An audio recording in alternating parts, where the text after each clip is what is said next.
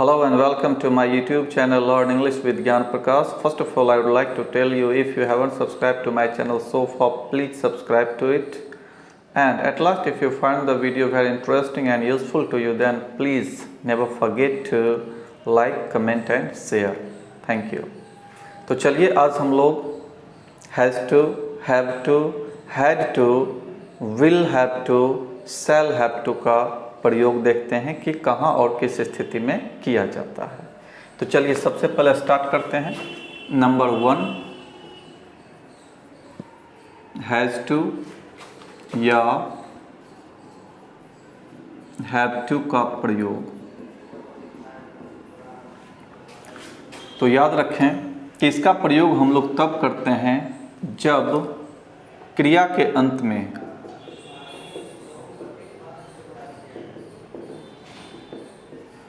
ना है, नी है, ने है, ने हो अथवा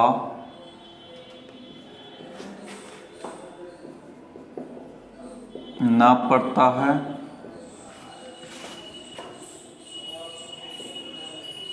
नी पड़ती है, ने पढ़ते हैं, अथवा ना होता है, नी होती है, इत्यादि लगा रहे। देखिए, मैंने बहुत ही सिंपल तरीके से एक्सप्लेन कर दिया है कि यदि क्रिया के अंत में ना है, नी है, ने हो अथवा ना पड़ता है, नी पड़ती है, ने पढ़ते हैं, अथवा ना होता है, नी होती है, इत्यादि लगा रहे, तो इस तरह के सेंटेंसेस के लिए हैज़ टू या हैव टू का प्रयोग किया जाता है। तो इसका स्ट्रक्चर देख लीजिए। इसका स्ट्रक्चर होता है सब्जेक्ट प्लस हैज़ टू या have two plus V1 plus object. हमेशा याद रखें कि हैज़ टू के बाद V1 ही आएगा, हैव टू के बाद V1 ही आएगा। अब आप सब जानते हैं कि हैज़ का प्रयोग कब करते हैं, तो जब सब्जेक्ट के रूप में ही आ जाए, सी आ जाए, इट आ जाए या कोई एक नाम आ जाए, तो फिर हैज़ टू का प्रयोग होगा। चूँकि जिसके साथ हैज़ का प्रयोग होगा, यानी जिस सब्जेक्ट के साथ हैज़ का प्रयोग होगा, उसी सब्जेक्ट के साथ हैज़ टू का भी प्रयोग होता है। और प्रेजेंट परफेक्ट टेंस में मैं आपको बता चुका हूँ कि हैज़ का प्रयोग ही, सी, इट, नेम के साथ होता है। तो सिर्फ यहाँ पे हैज़ के साथ टू लगा हुआ है, तो भी सब्जेक्ट वही होगा, ही, सी, इट और नेम। बाकी इसके अलावे जो बच जाते हैं वो हैव टू लेते हैं, जैसे आई, वी, यू, दे या नेम्स। नेम्स मतलब एक से ज़्यादा नाम, तो ये सभी के सभी अब हैव टू लेंगे अपने साथ। अब एग्जाम्पल देख लेते हैं कि उसे घर जाना है। तो आप देखिए कि अंत में आ गया ना है, तो यहाँ पे कहता है क्रिया के अंत में ना है रहना चाहिए। या फिर है ना पड़ता है, तो और करके लिख सकते हैं उसे घर जाना पड़ता है, तो देखिए क्रिया के अंत में ना पड़ता है आ गया। या एक चीज़ और है, कहता है अथवा ना होता है, क्रिया के अंत में ना होता है भी लगा रहे, तो वो सेम ऐसे ही बनता है जैसे उसे घर जाना होता है। तो याद रखें कि ये तीनों जो सेंटेंस है कि उसे घर जाना है, उसे घर जाना पड़ता है या उसे घर जाना होता है, ये तीनों का इंग्लिश ट्रांसलेशन जो बनेगा वो सिर्फ और सिर्फ इसी पैटर्न से बनेगा। और जब इस पैटर्न से बनाएंगे तो इसका ट्रांसलेशन होगा उसे है सब्जेक्ट तो ही हो जाएगा, फिर हैज़ टू या हैव टू आएगा, तो चूँकि सब्जेक्ट ही है इसलिए हैज़ टू का प्रयोग होगा, तो हैज़ टू हो गया। अब आप देख सकते हैं कि यहाँ V1 आता है तो वर्ब है क्या, जाना, जाना यानी कि गो, इसलिए V1 गो हो जाएगा।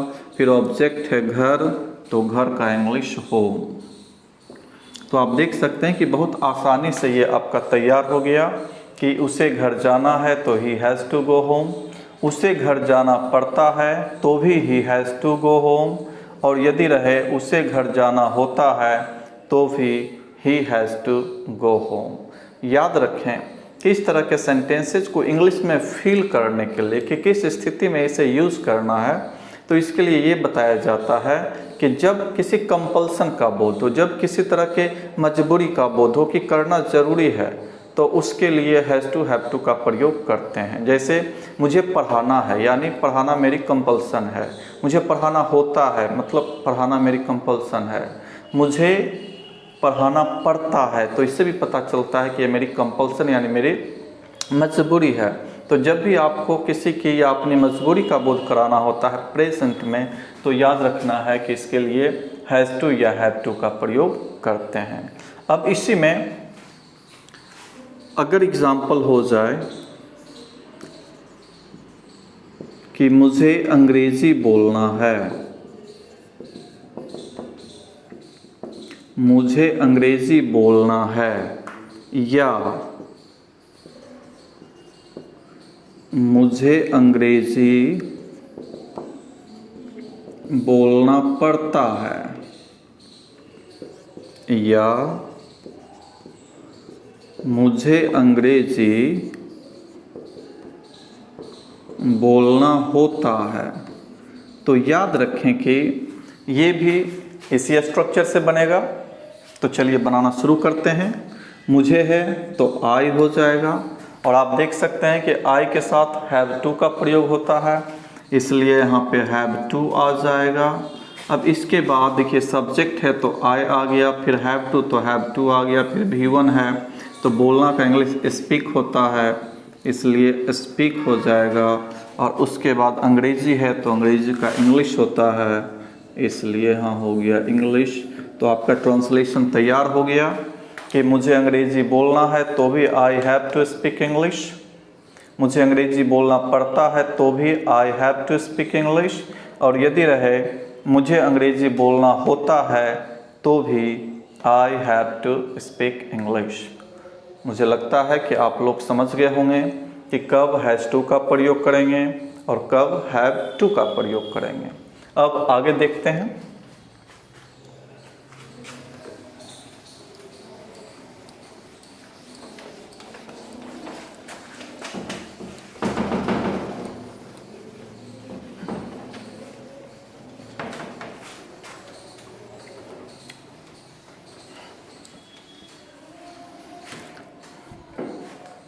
आइए अब हम लोग हैड टू का प्रयोग देखते हैं। नंबर 2, तो याद रखें कि इसके लिए भी पहचानने का नियम होता है कि क्रिया के अंत में ना था, नी थी, ने थे अथवा ना पड़ता था, नी पड़ती थी, ने पड़ते थे, अथवा ना पड़ा, नी पड़ी,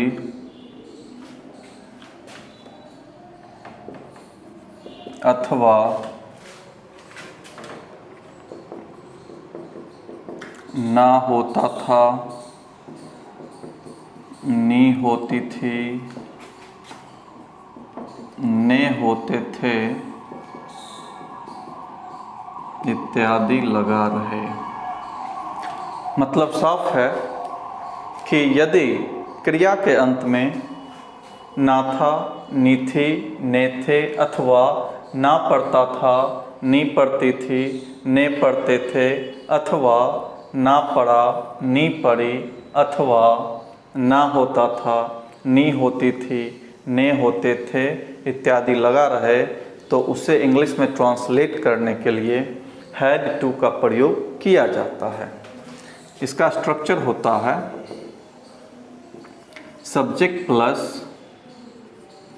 had two plus V1 plus object. तो चलिए अब एग्जाम्पल देख लेते हैं।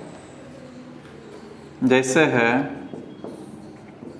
उसे घर जाना था, या यही रहे उसे घर जाना पड़ता था, या उसे घर जाना पड़ा, या उसे घर जाना होता था। तो याद रखें कि ये सभी ट्रांसलेशन के लिए एक ही इंग्लिश सेंटेंस बनेगा, और वो क्या होगा तो इस स्ट्रक्चर से बनेगा। तो देखिए उसे सब्जेक्ट है तो ही हो जाएगा, फिर सब में हैड टू आएगा, उसके बाद है V1 तो जाना वर्ब है इसलिए इसका इंग्लिश गो हो जाएगा, फिर घर है तो घर का इंग्लिश हो। यानी कि हिंदी सेंटेंस है जिसमें से कोई भी हो उसका इंग्लिश ट्रांसलेशन एक ही होगा, और वो होगा he had to go home. याद रखें कि अगर इसको निगेटिव बनाना रहे, अगर नोट लगाना है तो हैड के बाद नोट लगाएंगे, न कि टू के बाद नोट लगाएंगे। फिर से समझिए, अगर इसे निगेटिव बनाना होगा तो नोट का प्रयोग हैड के बाद करेंगे, न कि टू के बाद करेंगे। जैसे मैं एक एग्जांपल निगेटिव का दे देता हूँ। उसे घर नहीं जाना था,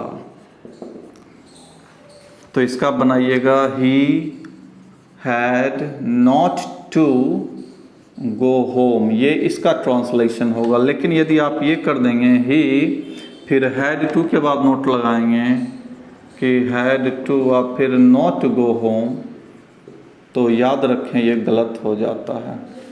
इसलिए जब भी नेगेटिव बनाना हो तो हैड के बाद नोट करेंगे। और इसके पहले जो मैंने चर्चा किया हैज़ हैव टू का प्रयोग, तो याद रखें कि उसमें भी नोट का जो प्रयोग होगा हैज़ हैव के बाद होगा, न कि टू के बाद होगा। यानी टू के बाद नोट का प्रयोग नहीं करना है। यहाँ टू के बाद नोट का प्रयोग किए तो गलत हो गया। इसी तरह से हैज़ हैव वाले में भी हैज़ हैव के बाद नोट लगाना है, टू के बाद नोट नहीं लगाना है। क्वेश्चन बनाना होगा तो हैड को सिर्फ पहले कर देंगे। अगर यही रहेगा क्या उसे घर नहीं जाना था, तो हैड पहले आ जाएगा, तो हो जाएगा had he not to go home. तो इस तरह से आगे उस पर बाद में हम लोग डिस्कशन विस्तार से करेंगे। अभी फिलहाल नेगेटिव तक देख के हम लोग इसे छोड़ देते हैं। अब इसके बाद आ जाइए नंबर 3।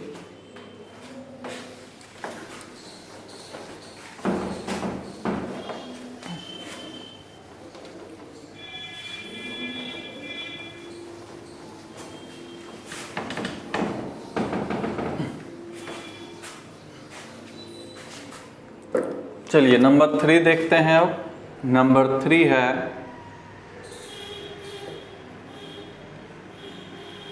शैल हैव टू या विल हैव टू का प्रयोग। शैल हैव टू या विल हैव टू ये कैसे काम करता है सो देखिए। तो इसका पहचानने का नियम है क्रिया के अंत में ना होगा, नी होगी, ने होंगे, अथवा ना पड़ेगा, नी पड़ेगी, ने पड़ेंगे इत्यादि लगा रहे। तो इसका स्ट्रक्चर हो जाता है सब्जेक्ट प्लस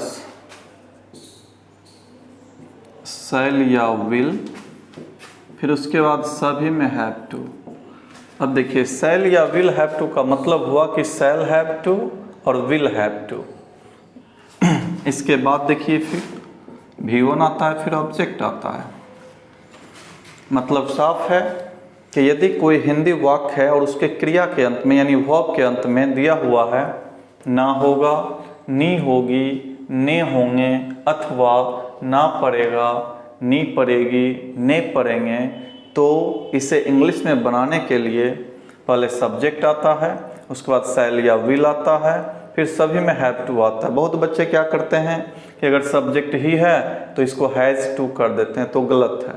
हमेशा याद रखें कि फ्यूचर में कभी भी हैज़ का प्रयोग नहीं होता है। चूंकि शैल विल आ गया तो ये फ्यूचर का सेंटेंस हो गया। फ्यूचर के सेंटेंस में सब्जेक्ट कुछ भी क्यों न हो, हमेशा हैव का ही प्रयोग होता है, हैज़ का प्रयोग कभी नहीं होता है। तो चलिए अब इसका एग्जाम्पल देख लेते हैं। अगर दिया रहे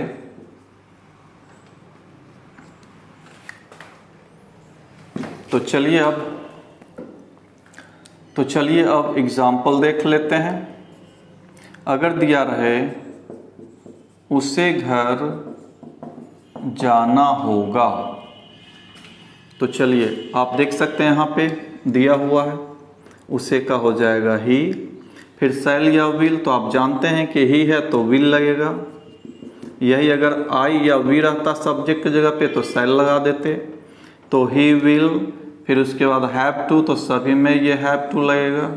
फिर V1 है तो वर्ब क्या है, जाना, जाना का इंग्लिश होगा गो, और घर है तो घर का इंग्लिश होगा हो।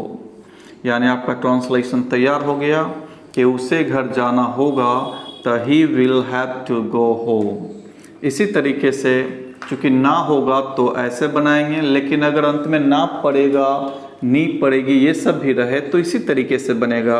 अगर इसी को आप लिखेंगे कि उसे घर जाना पड़ेगा, तो ऐसे स्थिति में याद रखें कि इसका फिर इसी तरीके से बनेगा, तो उसे का हो जाएगा ही है तो विल हैव,